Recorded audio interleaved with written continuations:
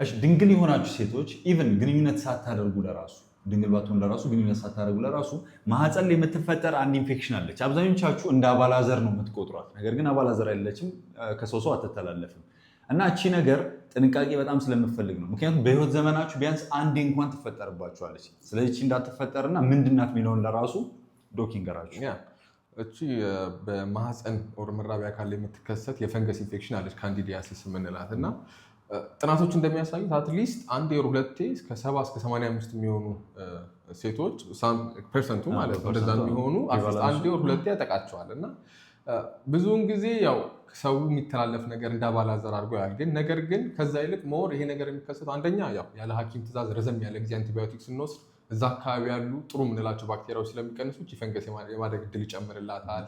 ሌላ ጊዜ ያልታወቀ ስኳር በሽታ ካለ አንዳንዴ ደግሞ ውስጥ እያስገቡ በሳሙና እንደዚህ በውሃ ንጽህና ለመጠበቅ እየተባለ ብላችሁ ውስጥ ድረስ የምታጥቡ ከሆነ ማለት ነው። እነዚህ ነገሮች ብዙ ጊዜ እችን እንድትባባስ ነገር ቶሎ እንዲመጣ ያደርገዋል። ያው ምልክቷ ስቴሮይድ መጠቀም ስቴሮይድ ራሱ የምንላቸው ክሬሞችን እዛ አካባቢ ላይ መጠቀም ይሄ ነገር እንዲመጣ ያደርገዋል። ያው ምልክቷ ብዙ ጊዜ ያው እርጎ ኦር አይቤ መሰለ ከሌላው ጊዜ ለገስከስ ያለ ነጭ ፈሳሽ ነገር ማለት ነው ፈሳሽ ያለ ይወጣል። ከዛ በተጨማሪ ከሌሎች ትንሽ ለየት የሚያደርጋት ይሄ የመራቢያ አካል ዙሪያውን ራሱ ቀይ መሆን ማሳከክ ከባድ ከካለ ሽንት ከተሸና በኋላ ራሱ እዛ አካባቢ ላይ በጣም ማሳከክ ማቃጠል እንደዚህ ነገር ይኖረዋል።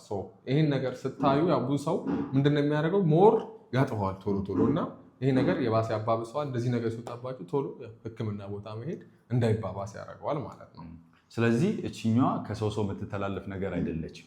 አንዳንድ ጊዜ ስፔሻሊ ባለትዳር በምትሆኑበት ሰዓት እንደዚህ አይነት ኢንፌክሽን በሚፈጠርበት ሰዓት ላይ በመሀላችሁ መቃቃር ነገር ይፈጠራል። ምክንያቱም እንደ ኤስቲአይ ወይም ደግሞ የአባላዘር በሽታ ተተላልፎባቸው የመጣ መስሎ ስለሚታያችሁ ማለት ነው። ነገር ግን እቺ በራሳችሁ ያው ጥንቃቄ ጉድለት ካስተጣጠባችሁ ቅድም ዶክ እንደነገራችሁ ከእነሱ ጋር በተያያዘ የምትመጣ ነገር ናትና ቶሎ ሕክምና ትፈልጋለች።